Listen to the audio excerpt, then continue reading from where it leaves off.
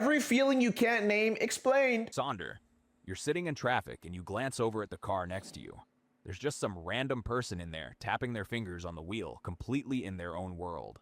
And for a second, it hits you. That person has an entire life, a childhood, Yo, a I set of always fears, feel an this. argument they've been replaying all week, I a favorite always feel song, this. people they love, a whole story that's just as long and complicated as yours. Okay, chat, I have an issue where I feel like I'm the main character and everyone else around me is NPCs. Is that narcissism or not? But then it hits me and it's like, yo, everyone's living their own life and has their own path they're going down, their own experiences that have led them to be who they are today. There's billions of people in the world that experience life in a different way. And the crazy thing among all of that is that I'm the main character out of all of it. You're the gesture. You're just narcissistic. Okay. And you'll drive away and never know a single thing about any of it. That feeling is called Sonder. It's that moment when you realize that every single person around you is living a life that's just as full and real as yours. It sounds obvious when you say it out loud, but actually feeling it, really feeling it, is something different. It usually hits in crowded places. Train stations. Does Sonder give you a feeling of like depression or happiness? It gives me a feeling of like, why do I care what people think? Everyone has their own problems they're worrying about. Why would they care about me? Busy streets, airports. Your brain tries to actually grasp that every face you see is a whole person, and then it kind of gives up because the scale is too much. It's one of those feelings that's hard to describe as either good or bad.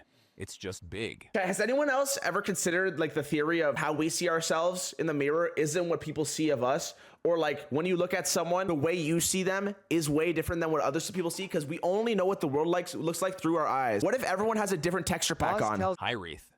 You probably know what nostalgia feels like. Hi, Wreath. Warm, slightly sad pull toward the past. I know about nostalgia. But there's a version of it that goes a step further, where you're not just missing a time, you're missing a place. Or a feeling.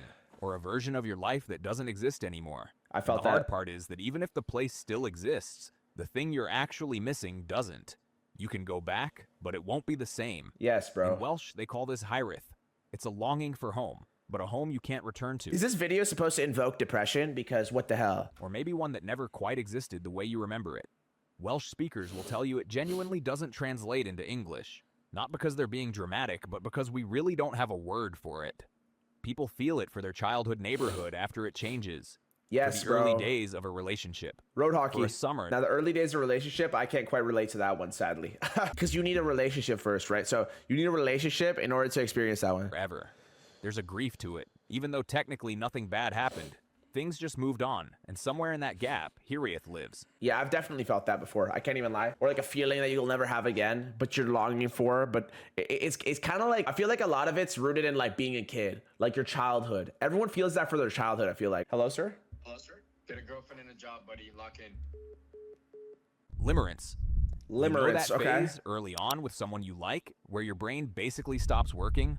You've had maybe two real conversations with this person, but you No, that feeling's euphoric. But then you hear them speak for 2 sentences and it drops. Chat, has anyone ever felt that? It's like at the start you meet someone for the first time ever and it's like, damn man, I'm super attracted to you, bro. Oh my gosh. You see her, you talk to them for 2 seconds. She gets out 2 sentences and you're like, already thought about them an embarrassing number of times. You check your phone more than you want to admit. When they do message, there's this little rush that doesn't make sense given how little you actually know them. That's not just a crush.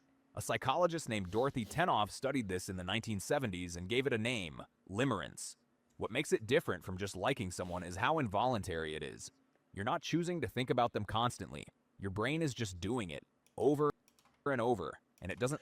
You want to know why, chat? It's a novelty. When you meet someone for the first time ever, they have this mysterious aura about them. You don't know anything about who they are. You're interested to learn about what they really are. And when you're attracted to them, that's like amplified by like 50. Stop until it gets the information it's looking for. Because the real thing limerence is after is reciprocation. It's not just about the person, it's about whether they feel it too. Oh, every small thing that they hit do the spot, gets read bro. into. Facts. A fast reply means something. A slow one means something else. The moment the uncertainty disappears, either they like you back or they don't, the feeling tends to fade pretty quickly, which tells you a lot about what it actually was. This is the reason I turned off Snapchat notifications. Because I'd be thinking about, yo, is this person gonna snap me? But I turned them off because I was like, yo, bro, I'm thinking about it too much. Like, why does it matter? And it's distracting me from what I'm supposed to get done. Cansopia? Canopsia. Oh, close. There's something specifically unsettling about a place built for people when the people are gone. A school during summer break, an office on a Sunday evening, a stadium an hour after the game ended, cups still on the floor, lights still on. These places were designed for crowds. So basically it's talking about the back rooms in its prime state. Chairs, the signs, the layout. All of it assumes people are supposed to be there. And when yes, they're not, bro, true. Something feels off in a way that's hard to explain. That's canopsia, the eerie feeling you get in an abandoned place that used to be full of life. What makes it different from just being in an empty room is that you can feel the absence. If you'd never known the place was full, bro. It would just be a room. But because you know what it's supposed to be, the emptiness has a texture to it. People get the same feeling from old social media profiles. What's like another example? Empty roads. When you're driving at like really early in the morning, when no one's driving, when it's like 5 a.m. or something, working in a grocery store after it closes, I can't even lie, that's probably scary as hell. I would genuinely think that some sort of entity would be about to spawn in. People get the same feeling from old social media profiles that haven't been touched in years, or home videos of people who have since died. The structure is still there. The person isn't. And that gap creates something genuinely strange. What's the word, chat, for when, because there's words for all this stuff. What's the word for when you turn on your camera and you see yourself and you realize, oh, I'm chopped? What's that one? Insecure. Yeah, I guess. Rest in peace, Techno Blade, bro. Absolute goat. A gap creates something genuinely strange. Chrysalism. Chrysalism. There's a reason so many people say they love rainy days, and it's more specific than just liking the look of rain. When it's properly pouring outside, loud enough to hear, bad enough that going out would be miserable. Oh my gosh. And you're inside, warm, with nowhere to be. Yes, bro. Something shifts. The outside world and all its demands becomes physically unreachable. And Chrysalism's a big word. I don't know what the hell that means, but I feel so cozy when it's raining. The sleep I get when it's raining outside and you hear just like it hitting the ground is just unmatched. Because you know you're safe from all of that mayhem. You're finding order in the chaos. There's a kind of permission. Permission to stay put, to not deal with anything, to just exist where you are. This is chrysalism, named after the chrysalis. Permission? The cocoon a butterfly permission to stay put before it emerges. It's that specific feeling of being sealed off from the world in a way that feels safe rather than trapped. What makes it work is the contrast. The noise of the storm outside is actually... Obviously, this works. The word chrysalism works for when you're inside during a storm or during rain. It's the same thing for if you're in like a military bunker while people are dropping bombs on your head. Is that the same feeling? Safe from the outside world, right? It's the same description. Go try and tell us if you come back alive. Part of what makes the warmth inside feel so good. Your brain registers the difference and relaxes. That's the feeling. It's why some people will crack a window just to hear the rain better. Velocore. Yeah, but the thing is, sometimes I'll go a step further. I won't just crack a window to hear the rain better. I'll open the window and stick my head out. Sometimes, chat, there's like a small, like maybe 20% of me that wants to just like strip down to my underwear and run outside in the rain and splash about in the puddles. Is that weird? I've never had this feeling exactly, but I've had the cozy feeling in a library, right? Where it's like, man, I feel like I'm at home weirdly. Maybe it's because of the carpet and like I think it's tight spaces. I think that's what it is, bro. It's like tight enclosed areas. I feel that feeling, but that does not urge me to read a book. You know what I mean? Inside as a bookmark or underline something that meant something to them at the time. And then for whatever reason, it got let go. And now it's here, available again, waiting for someone new. Velocore is the word for that feeling. The quiet, slightly sad atmosphere of used bookshops and secondhand stores. Places full of objects that used to belong to someone's life and now don't. There's a melancholy that's to what it, that is? but it's not a heavy one. It's more like a soft reminder that time passes, things change hands, and the world is full of small histories you could spend a lifetime discovering. I feel that last part about like seeing an object and reminding you of like all the things that have happened in the past. But I haven't really experienced that with books, to be honest. I haven't really experienced Velocore before. That's one of those that's a little bit more niche. Monocopsis. You're at a party or a work event or some gathering where everyone seems comfortable and the conversation is flowing. And you're fine. You're talking to people, you're smiling, nothing is technically wrong. But there's this low-level, constant feeling that you're slightly off. Not unwelcome. More like a piece that doesn't quite fit the puzzle it's been placed in. Yo, I felt that before, bro. Monocopsis is the word for that. The subtle, persistent feeling of being out of place. Yes, bro. When everyone has like their friend group, but you're low-key the odd one out. It's like, you know, like one friend from every friend group, but you don't have a friend group that you're a part of that's there. So it feels like you're just the one guy that's just like kind of roaming around, hopping between, you know, conversations. You're kind of just like a side character in those settings. What makes it different from just being shy is that it doesn't really go away once you relax or warm up. It's more like something about your frequency doesn't match the room, and no amount of adjusting closes the gap. People who feel this regularly tend to have the same quiet thought underneath it all, that somewhere there's a room they'd walk into and it would just work, where fitting in would be effortless, where they'd stop noticing the gap. Most of us spend a decent amount of our lives looking for that room. Mauerbauertraurigkeit. Oh, hell no! What is that word? Mauerbauertraurigkeit? Like, that's just like saying stuff at that point. That's not even a real word. Sorry, I was about to comment on this for a second. Yo, chat, I don't know, man. Finding that room, it's tough because not everyone, there's never gonna be a room that fully accepts you, but there will be rooms where you feel more welcomed. And I think it's just the types of people that are in the room, bro. If it's a lot of like narcissistic people that don't want much to do with you, that's different from if there's people that are easygoing and want to include you and stuff. And I think that's the main distinctions between those two things. Mauerbauertraurigkeit. This one comes from German, which should surprise nobody given the length of the word and the precision of what it describes. Yeah, it's a stupid word. It's really dumb. Someone reaches out to you, a friend, a family member, someone who genuinely wants to spend time with you and hasn't done anything wrong, and something in you just closes. I felt that. Make an excuse, say you're busy, put it off, and then you sit alone, which is technically what you chose, but it doesn't feel good either. Mauerbauertraurigkeit.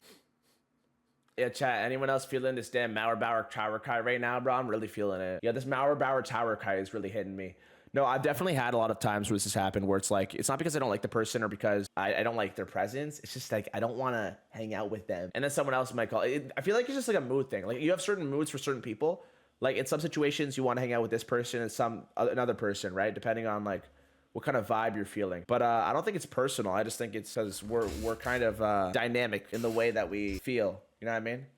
Roughly, the wall builder's sadness is that. The urge to push people away even when you don't really want to. What makes it different from just needing alone time is the involuntary quality of it. It feels more like a reflex than a decision. Yes, bro. And then there's the loneliness that follows. Put one of you felt. I felt this. The particular kind that's hard to complain about because you created it yourself.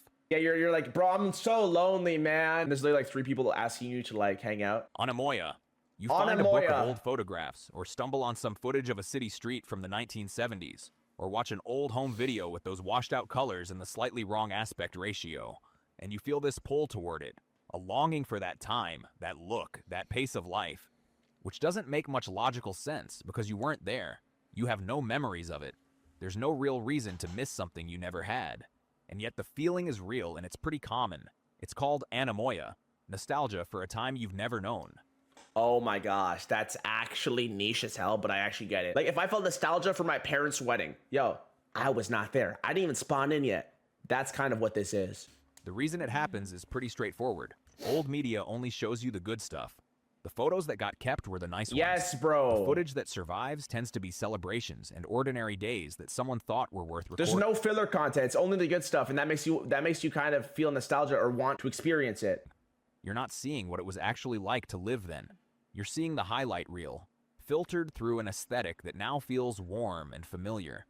What you're really longing for is probably simplicity, and the past just happens to be the easiest place to project that onto. I swear if you pause again, I'm going to shoot you with 500 RPGs and throw you in a building, kicking you across town and throwing you up to space with the aliens as they slowly eat you. Oculism. Sometimes, usually when you're tired or staring at the sky too long, you get this sudden, uncomfortable sense of how small you are.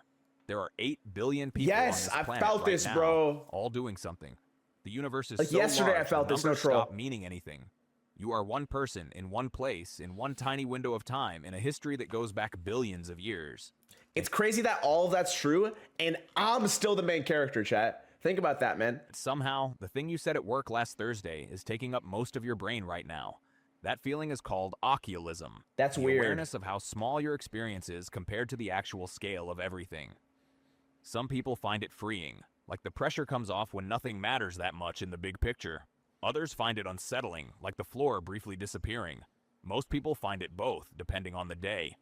Either way, it tends to show up uninvited and leave on its own schedule. No, I've definitely felt that before, chat. That's what I felt when I saw a good-looking girl at the gym and I wanted to go up to talk to her, but then the feeling went away, right? Like 2 seconds later, and then I'm like, there's no chance I'm gonna go talk to her, and I didn't do it. The world's so small, none of it matters. And then like that happens, I think that for like literally 4 seconds, and then it goes away. Onism. You're going to live one life, one timeline, one body, one sequence of days.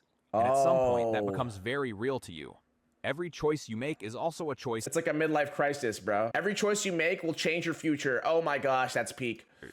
Every city you live in is a city you picked over dozens you didn't. Every path you take closes off paths you won't. The life you're building is, by definition, being built at the cost of every other version you could have had. Onism is the frustration of being stuck in just one place and one life. Sometimes I feel this at the level of like, will I be in the same city my whole life? Will I be in the city that I live in right now? Because bro, my whole family's here, so it makes me not want to move. But then I kind of feel like I'm missing out on like the rest of the world. Like, there's so many other places I could potentially live, but everything's pulling me back to like the city I was born in because my whole family's here. I don't want to leave them. It's like this feeling of like, I'm gonna miss out a lot if I don't move to somewhere that I think is cool or like somewhere else. So I don't want to at the same time. It's like a, you know, it's a tough situation. Quiet awareness of how much you're missing simply by being here, living this version, rather than any of the other ones that were technically available to you. It tends to show up when you're reading about a place you'll probably never visit, or watching a documentary about a completely different kind of life and feeling the gap. The internet has probably made this worse. You've never had such easy access to evidence of all the lives you're not living. Every corner of human experience is one click away, which is incredible, and also sometimes a lot to sit with. Because no matter what you choose, you're always aware of everything you didn't.